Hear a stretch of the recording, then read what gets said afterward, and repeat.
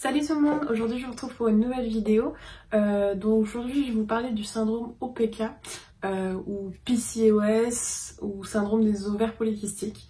Donc en fait c'est un sujet que j'avais un tout petit peu abordé dans ma première vidéo sur mes bonnes résolutions vis-à-vis du gluten, tout ça. Le gluten ça fera partie d'une autre vidéo, mais aujourd'hui je vais vous parler de ce syndrome là. Donc je suis absolument pas docteur, médecin ou spécialiste ou quoi que ce soit, donc je vais pas du tout vous... je vais vous expliquer en gros ce que c'est, mais je vous mettrai en barre d'infos un lien vers un site plutôt correct puisque ça fait sens avec ce que m'avaient dit mes médecins, donc voilà, ne prenez pas tout non plus au premier degré, et si vous avez des questions, posez-les à votre gynécologue ou votre médecin généraliste. Voilà.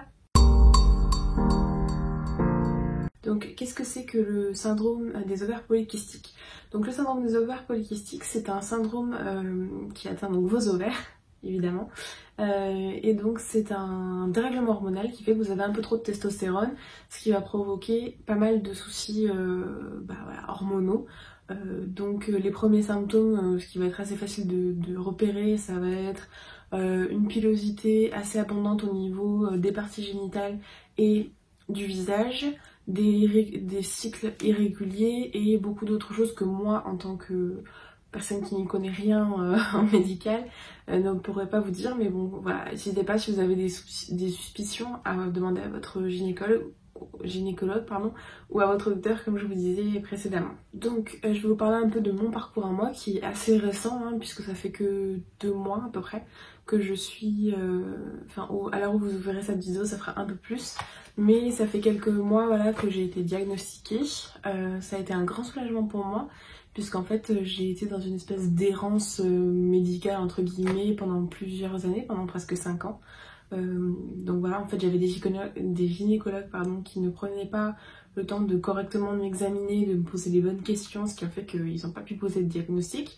Et donc ils me faisaient passer de pilule en pilule en pilule en pilule sans jamais vraiment trouver la bonne, ce qui me rendait malade. Je vous passe les détails, celles qui ont déjà eu des soucis de pilule savent que ça fait, donc des règles pendant 3 mois, des choses... c'était la galère, c'était affreux à vivre. Donc voilà, donc j'ai trouvé une nouvelle gynécologue qui en deux rendez-vous et une prise de sang a pu directement me le diagnostiquer. Bon par contre je dois avouer que c'est pas...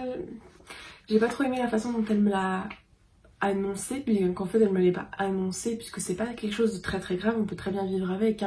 Mais bon elle m'a dit oui bah c'est bien ce que je pensais, vous avez le syndrome des ovaires polykystiques. Voilà. Merci madame, bonne journée, au revoir. J'ai même pas eu le temps de poser des questions. Donc en fait ce que j'ai fait c'est que juste après j'avais un rendez-vous chez mon généraliste pour totalement autre chose, et je lui ai demandé qu'est-ce que c'est exactement, est-ce que vous pouvez m'expliquer. Et donc lui il l'a pris un peu plus au sérieux, il m'a expliqué tout ce que ça impliquait, notamment à cause de mon surpoids, que ça pouvait vite me diriger vers un diabète ou d'autres maladies pas très cool. Mais ça aussi vous aurez le détail dans le lien en barre d'infos. Voilà, donc je me suis dit ok, c'est quelque chose quand même à prendre en sérieux, il va falloir que je fasse des changements dans ma vie, et j'ai commencé à chercher. Sauf que en français, et en France en général, on n'est pas hyper bien renseigné sur le sujet, et donc c'est vraiment galère de s'y retrouver. J'ai regardé quelques vidéos YouTube, mais bon, je pense que la plupart c'est des femmes un peu plus âgées que moi, parce que j'ai eu la chance d'être diagnostiquée assez jeune, puisque j'ai que 20 ans. Mais elles ne sont pas non plus médecins ou quoi que ce soit, donc il y en a quelques-unes, mais bon, voilà, je les connais pas, je vais pas... Voilà, je prends un peu ce qu'ils disent et j'essaie de faire à ma sauce. Voilà. Donc ce qui s'est passé, c'est que j'ai regardé, j'ai essayé de me renseigner, et je suis tombée sur un compte Instagram par le biais d'une amie. D'ailleurs Sylvia, si tu passes par là, je te fais des bisous, qui m'a montré un compte Instagram que je vous mettrai aussi en barre d'infos. En fait c'est une diététicienne il me semble américaine qui est porteuse on va dire de ce syndrome là, et donc elle donne des conseils et elle fait des programmes si jamais ça vous intéresse. Moi je l'ai pas fait, mais j'ai pris déjà ce qu'elle m'a dit, d'essayer de manger sans gluten. Donc voilà, j'ai fait depuis quelques mois je fais le régime sans gluten, et comme je vous disais ça va faire l'objet d'une autre vidéo bien spécialisée là-dessus. Donc ça a été très bénéfique, puisque en moins d'un mois, donc moins d'un cycle normal, ce que je n'avais pas avant, et à l'aide de ce complément alimentaire que je ne nommerai pas parce que je veux pas que vous essayiez de faire comme moi si jamais et que ça vous mette dans une situation où vous avez des problèmes de santé après en fait. Parce que moi je l'ai fait de moi-même avec plusieurs recherches que j'ai faites, mais je suis pas sûre de vraiment du truc. Après c'est vrai que j'ai récupéré mes cycles et un bien-être général, voilà. Mais je voudrais pas que ça vous cause des soucis à vous, donc je vous invite à faire vos propres recherches, à demander peut-être à des médecins. Moi c'est vrai que je l'ai pas fait, j'aurais peut-être dû. J'ai dû faire pas mal de mises en place dans ma vie quotidienne, c'est-à-dire l'alimentation sans gluten. J'ai pris des compléments alimentaires au début pour récupérer mes cycles, puis ensuite je suis passée sur une pilule contraceptive et maintenant je me sens beaucoup mieux. Mais bon, il y a encore des choses à faire au quotidien, c'est-à-dire que il faut essayer de gérer le stress comme on le peut.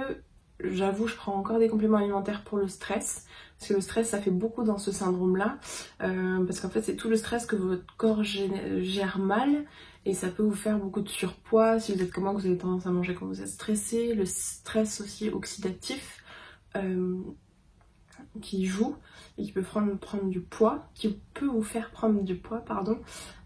Voilà, j'ai dû mettre en place aussi des séances de sport régulières, ce que je ne faisais pas avant, puisqu'avant bah voilà, je passais sur 2 mois à faire que du sport 4 fois par semaine et puis ensuite plus rien pendant 6 mois.